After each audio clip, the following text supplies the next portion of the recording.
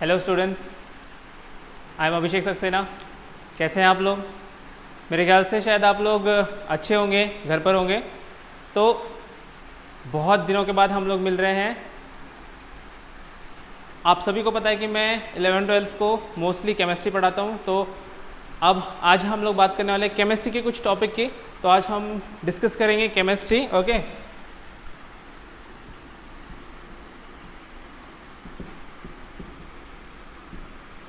But important point है कि अब केमिस्ट्री में हम कौन से टॉपिक की बात करने वाले हैं। जैसे कि हम केमिस्ट्री को 3 पार्ट में डिवाइड कर देते हैं, physical chemistry, inorganic chemistry and organic chemistry. तो आज हम लोग बात करने वाले हैं फिजिकल केमिस्ट्री की एक बहुत ही सिंपल टॉपिक की, जिसका नाम है सरफेस केमिस्ट्री, जो कि बहुत ही सिंपल है। तो हम आज आ जाते हैं, बात करते हैं हम लोग सरफेस केमिस्ट्री की। ओके, तो our topic is surface chemistry.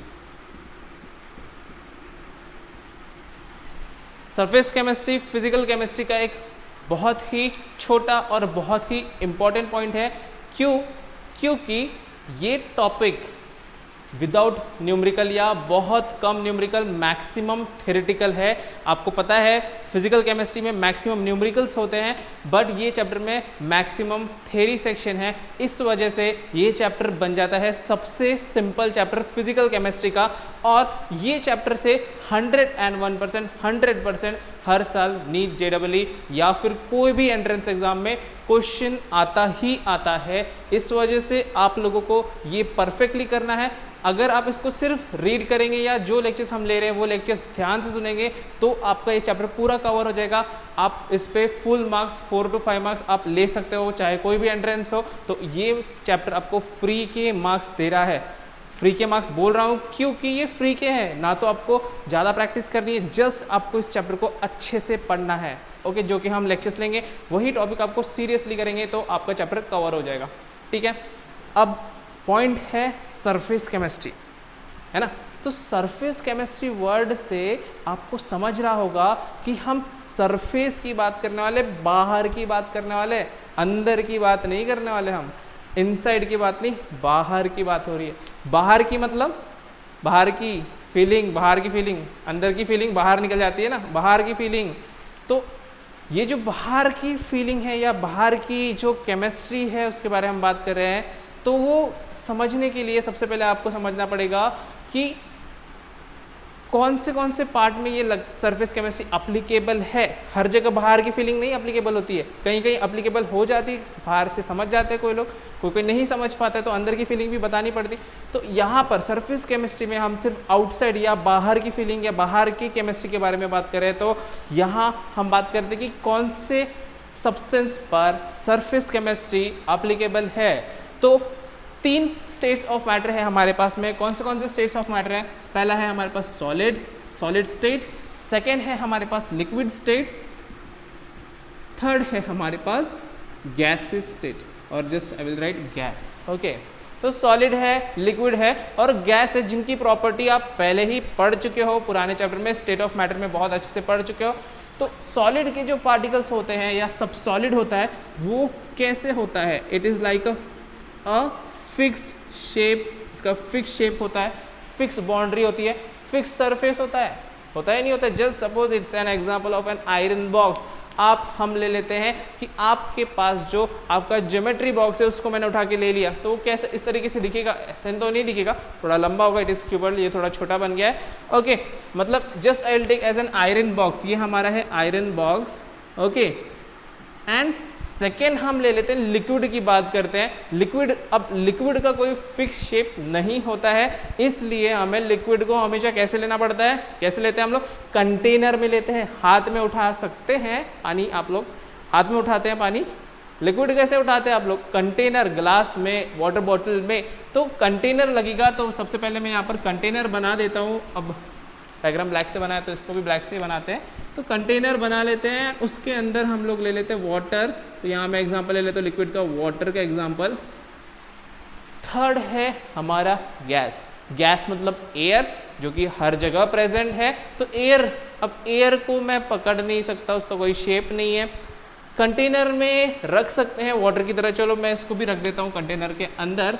कोई भी कंटेनर ले लो, उसके अंदर एयर, एम्प्टी कंटेनर है तो इसके अंदर रहेगा, क्या रहेगा, एयर के मॉलिक्यूल्स रहेंगे। खाली बोतल है, खाली कंटेनर है, फिर भी इसके अंदर रहेगा एयर के पार्टिकल्स। ओके, बट हमें पढ़ना है सरफेस केमिस्ट्री, तो सरफेस केमिस्ट्री पढ़ने के लिए हमारे पास में सरफेस तो होना जरूरी है। देखो सॉलिड में, सॉलिड बॉक्स में देखते हैं या इस एग्जांपल, ये पेन सॉलिड है तो ये सॉलिड का सरफेस है, इसका सरफेस है, मतलब अगर मैं इस ऑब्जेक्ट की बात करता हूँ तो ये सरफेस है, ये सरफेस है, ये सरफेस, सब तरफ से सरफेस रहेगा, मतलब इसके पास, सॉलिड के पास सरफेस है या नहीं है। अभी बताया ना, इसके देखो ये पार्टिकल, इसके जो बाउंड्रीज है वही सरफेस हो गया। अब हम आ जाते हैं लिक्विड पर। लिक्विड की बात की मैंने तो ये कंटेनर है, कंटेनर को नहीं पकड़ना है, जहां लिक्विड है उसकी। तो लिक्विड में देखो ये जो ऊपर की बाउंड्री दिख रही है, ये ऊपर एयर है, ये ऊपर जो बाउंड्री, ये सरफेस है, मतलब ये जो लिक्विड के ऊपर का सरफेस वो बाउंड्री है, मतलब यहाँ पर सरफेस है, मतलब लिक्विड के पास भी सरफेस है, मतलब सॉलिड भी सरफेस केमिस्ट्री शो करता है, लिक्विड भी सरफेस केमिस्ट्री शो करता है। बट हम जब आ जाते हैं गैस पर, तो गैस सरफेस केमिस्ट्री नहीं शो करेगा, क्योंकि सरफेस ही नहीं है बेचारे के पास में। समझ में आ रहा है? अब बेचारे के पास है ही नहीं तो वो क्या करेगा? समझ में आ रहा है? तो गैस के पास है ही नहीं तो वो करेगा कैसे? तो सॉलिड के पास है, लिक्विड के पास भी है, बट तो अब हम सॉलिड और लिक्विड दोनों की सरफेस केमिस्ट्री पढ़ने वाले हैं। बट वो समझने के लिए अब सरफेस, बाहर की बात, अब बाहर की जब बात आ जाती तो अंदर की भी बात हमें पता चलनी चाहिए, है कि नहीं? तो अंदर की बात पता चलेगी तभी तो बाहर की बात पता चलेगी। सो फिर हम यहाँ पर कुछ टर्म्स ला लेते हैं, कुछ टर्म बेसिक टर्म्स है जिसके वजह से हम सरफेस केमिस्ट्री को ज़्यादा अच्छी तरीके से समझ पाएंगे। दो टर्म है हमारे पास में, एक होता है इंटरफेस और दूसरा होता है बल्क फेज। कौन से बताया मैंने? एक बताया इंटरफेस और दूसरा बताया बल्क फेस। लिख लेता हूं मैं, दो सरफेस या दो चीजें हैं हमारे पास में। एक है हमारा इंटरफेस एंड दूसरा है हमारा बल्क फेस। ठीक है, अब ये सरफेस, इंटरफेस, सरफेस, तो ये जो भी सरफेस रहेगा वही इंटरफेस रहेगा। तो इंटरफेस और सरफेस लगभग सेम ही है। बट अब हम केमिस्ट्री पढ़ रहे हैं, नॉर्मल लोग उसको सरफेस बोलेंगे, पर अपन तो केमिस्ट्री वाले हैं ना, अपन स्पेशल है, सबसे ऊपर है, तो हम लोग उसको सरफेस नहीं बोलने वाले, अपन लोग उसको बोलने वाले, क्या बोलने वाले अपन? इंटरफेस बोलने वाले। क्या बोलने वाले? इंटरफेस बोलने वाले। और दूसरे पार्ट को अपन बोलने वाले बल्क फेस।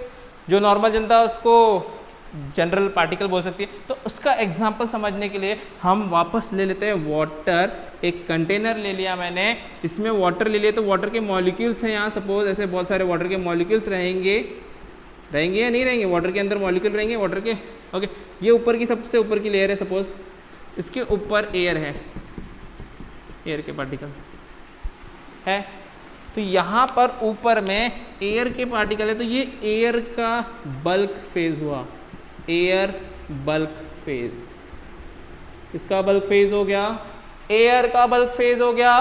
क्यों? क्योंकि वहां पर एयर के पूरे पार्टिकल्स प्रेजेंट है। समझ में आ रहा है? तो ऊपर सब एयर के पार्टिकल्स प्रेजेंट है, इसलिए एयर का बल्क फेज हो गया।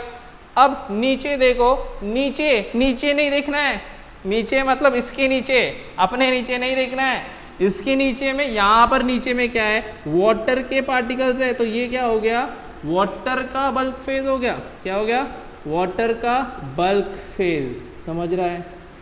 समझ रहा है? ऊपर हो गया एयर का बल्क फेज, नीचे आप बोलेंगे सर नीचे धरती है, नीचे धरती नहीं, कुछ और भी है, लेकिन यहाँ पर वाटर का बल्क फेज है। अब इन दोनों के बीच में देखो, ऊपर एयर का बल्क फेज, नीचे वाटर का बल्क फेज, इन दोनों के बीच में कोई तो भी, ये देखो बाउंड्री बन रही है, बाउंड्री बन रही है, ये बाउंड्री क्या है? ये बाउंड्री है हमारा, जो मैंने बोला था सरफेस बोलो, इंटरफेस बोलो, तो हम लोग केमिस्ट्री वाले हैं तो हम लोग इसको बोलेंगे इंटरफेस। क्या बोलेंगे अपन लोग इसको?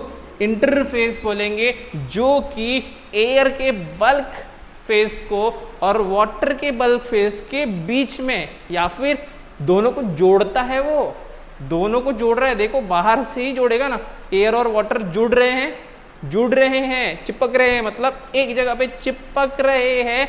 कहाँ चिपक रहे? इंटरफेस पे चिपक रहे। समझ रहा? ऊपर हो गया एयर का बल्क फेस, नीचे हो गया वाटर का बल्क फेस, बीच में हो गया इंटरफेस, दब गया वो दोनों के बीच में, सैंडविच बन गया। है ना सैंडविच कैसे बनता है? सैंडविच बन गया ये बीच में। ओके, तो ये हुआ हमारा बेसिक पॉइंट सरफेस केमिस्ट्री समझने के लिए। सबसे पहला पॉइंट मैंने बताया कि सॉलिड में और लिक्विड में सरफेस केमिस्ट्री चलेगी, तो गैस में नहीं चलेगी। दूसरा पॉइंट आ गया इंटरफेस किसको बोलते, बल्क फेस किसको बोलते। समझ गया? क्लियर है? तो इसको नोट डाउन करते चलो, जो जो पॉइंट बताया इसको लिख के रखो, बराबर से लिख लो, ठीक है? जो भी पॉइंट बता रहा हूं उसको सीरियसली नोट डाउन करो, तभी जाके अच्छे मार्क्स मिलेंगे। ये चैप्टर बहुत ही सिंपल है, आपको बता रहा हूं मैं कि पूरा थ्योरेटिकल चैप्टर है। ओके, तो अब आ जाते हैं हम लोग नेक्स्ट पॉइंट पर, जो सरफेस केमिस्ट्री को समझने के लिए एक और पॉइंट हमें समझना पड़ेगा।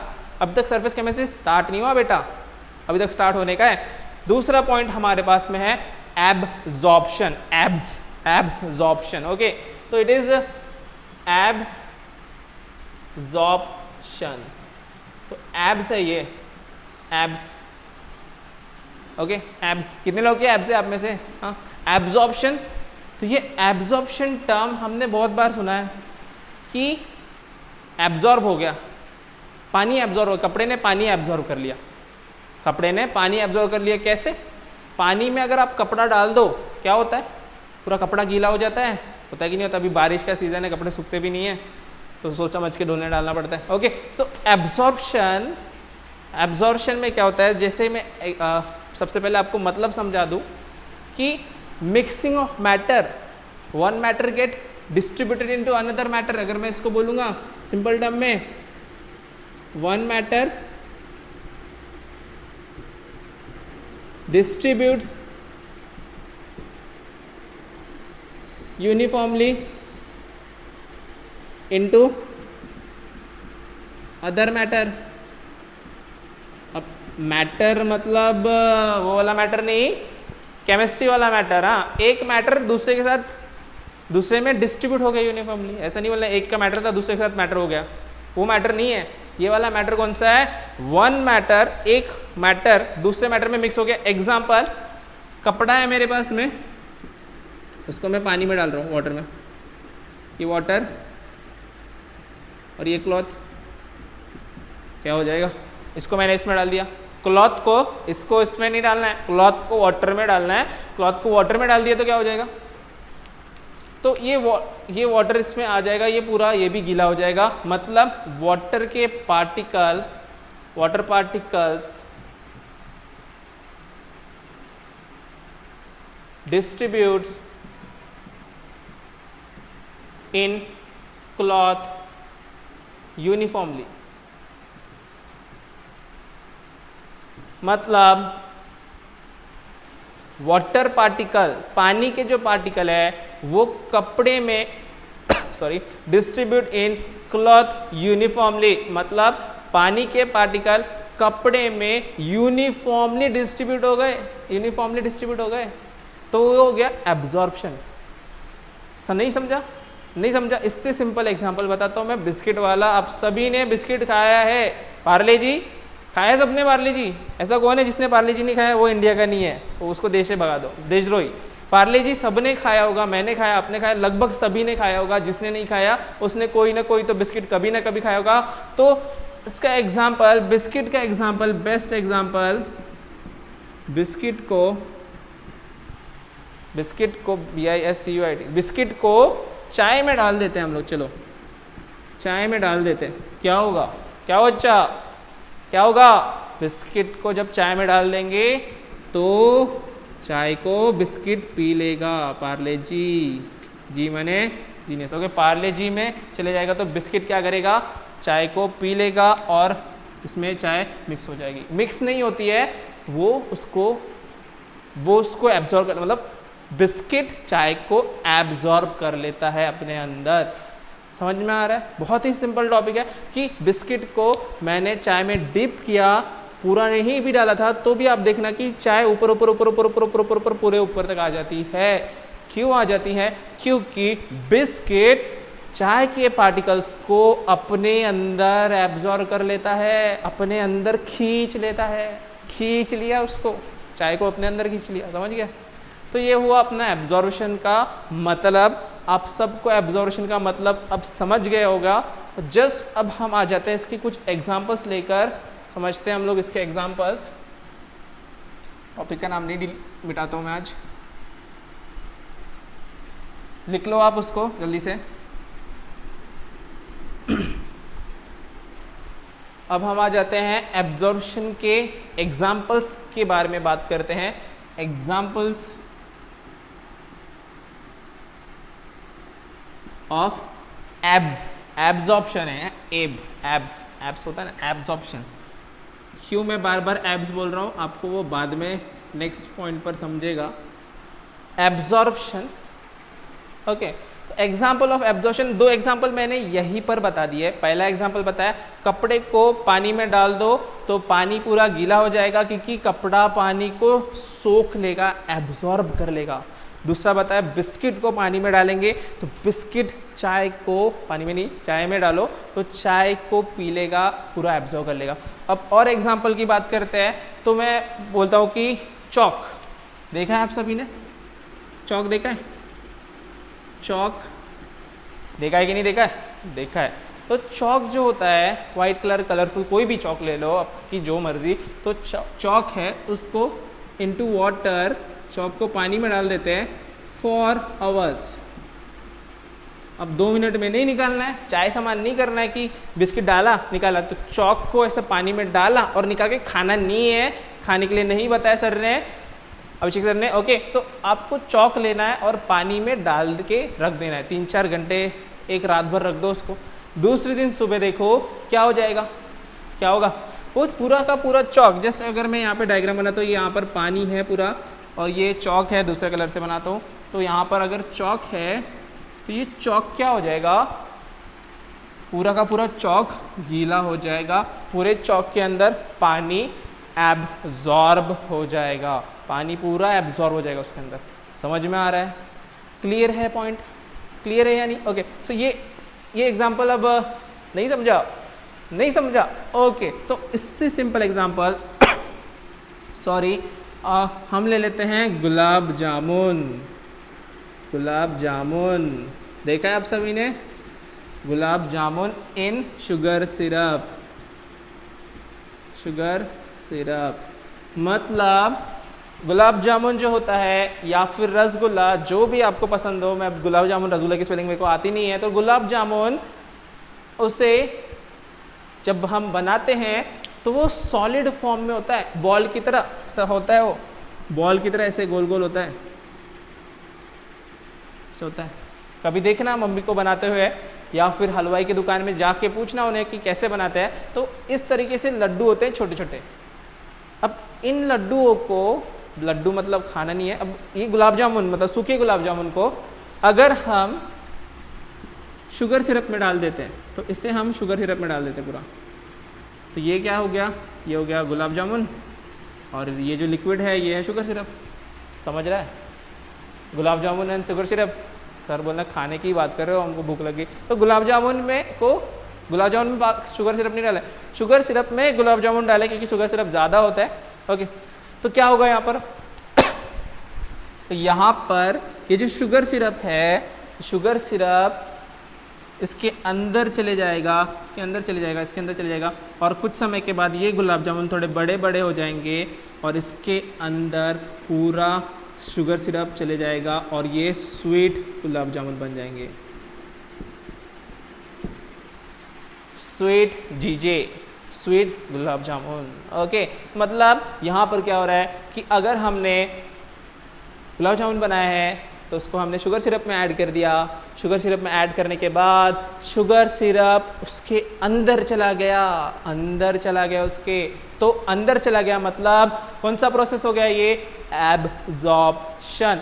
यूनिफॉर्मली क्यों बोला है, क्योंकि देखो अगर मैंने गुलाब जामुन ऊपर से इतना खाया तब मेरे को मीठा लगा, अगर नीचे से खाया तो भी उतना ही मीठा लगेगा, और ये तो यहाँ से खाएंगे तो भी सेम मीठा लगेगा, कम ज़्यादा नहीं लगेगा। इसीलिए मैंने क्या बोला था कि यूनिफॉर्म डिस्ट्रीब्यूशन होता है। किसमें यूनिफॉर्म डिस्ट्रीब्यूशन होता है? एब्जॉर्प्शन, जो सब लोग हीरो बना रहे हैं, आप लोग एब्जॉर्प्शन, इतनी छुट्टी थी तो आप बना सकते थे, आपकी एब्जॉर्प्शन नहीं बना सकते थे, एब्स बना सकते थे। ओके, सो एब्जॉर्प्शन मैंने भी नहीं बनाई, एब्जॉर्प्शन हो गया यहाँ पर, क्लियर पॉइंट है। अब इसके बहुत सारे आप एग्जाम्पल दे सकते हैं, अगर मैं और लिस्ट बनाने जाऊँगा तो बहुत सारे एग्जाम्पल आ जाएंगे मेरे पास कि स्पंज को पानी में डाल दिया, स्पंज है, आपको पता है स्पंज कैसा होता है, स्पंज को अगर मैंने पानी में ऐड कर दिया तो स्पंज पूरा पानी सोख लेता है, पानी कम हो जाता है, पानी कम और स्पंज बड़ा हो जाता है, पानी भर जाता है उसके अंदर, मतलब हैवी हो जाता है। तो ये सब पॉइंट है हमारे एब्जॉर्प्शन से रिलेटेड। लेकिन अब देखो बार बार दो टर्म आ रहे, अकेला एक सब्सटेंस एब्जॉर्प्शन नहीं कर सकता। अगर मैंने सिर्फ गुलाब जामुन ले लिए होते तो एब्जॉर्प्शन किसके साथ करता, किसको एब्जॉर्ब करता? अगर मैंने सिर्फ शुगर सिरप लिया होता तो फिर शुगर सिरप अकेला क्या करता, वो गुलाब जामुन के अंदर गया, इसलिए गुलाब जामुन हम अच्छे लग रहे हैं। सिर्फ शुगर सिरप आप पियोगे तो अच्छा नहीं लगेगा। तो इस वजह से दो टर्म आ रहे हैं हमारे पास, तो वो दोनों टर्म को हमको समझना पड़ेगा। तो एब्जॉर्प्शन में दो टर्म होते हैं, उन दोनों टर्म की बात करते हैं हम लोग अभी।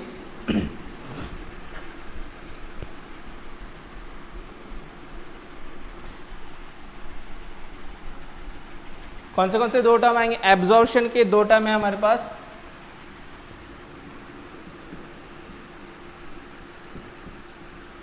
तो पहला टर्म है हमारे पास में एब्जॉर्बेट, पहला टर्म है एब्जॉर्बेट, और दूसरा टर्म है हमारे पास में एब्स तो रहने वाला है क्योंकि एब्जॉर्प्शन है ना, तो एब्जॉर्बेंट, एब्जॉर्बेट और एब्जॉर्बेंट का मतलब समझने के लिए वापस मैं यही एग्जांपल की बात करता हूँ क्योंकि हमें ये समझ चुका है। तो देखो ये गुलाब जामुन क्या कर रहा है, गुलाब जामुन जो है वो शुगर सिरप को एब्जॉर्ब अपने अंदर कर रहा है, उसके अंदर एब्जॉर्ब हो रहा है, वो अपने अंदर ले रहा है। तो वो अपने अंदर ले रहा है तो उसके अंदर सॉल्यूशन जा रहा है कि नहीं जा रहा है, और बाहर से कुछ उसके अंदर जा रहा है। तो द सब्सटेंस क्या होगा, एब्जॉर्बेट मतलब क्या होगा, the substance which get absorb, मतलब वो दूसरे में एब्जॉर्ब हो जाता है। सब्सटेंस विच गेट्स एब्जॉर्ब्ड, जो खुद एब्जॉर्ब्ड हो जाता है, करता नहीं है वो खुद हो जाता है। मतलब एग्जाम्पल क्या हो गया इसका, शुगर सिरप वाला एग्जाम्पल, क्योंकि यहाँ पर शुगर सिरप गुलाब जामुन के अंदर एब्जॉर्ब हो गया, तो इसलिए शुगर सिरप हो गया अपना absorbent.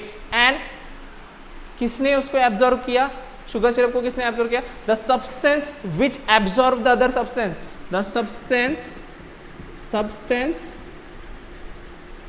which absorbs the other substance, other substance की जगह एब्जॉर्बेट बोलना ज़्यादा अच्छा रहेगा, absorbate is called as absorbent. और एब्जॉर्बेंट में यहाँ पर जैसे शुगर सिरप एब्जॉर्ब हो रहा है तो उसको एब्जॉर्ब करने वाला भी तो चाहिए ना, तो उसको एब्जॉर्ब कौन करेगा, उसको एब्जॉर्ब करेगा गुलाब जामुन। तो यहाँ पर एब्जॉर्बेंट का एग्जाम्पल आ जाएगा गुलाब जामुन।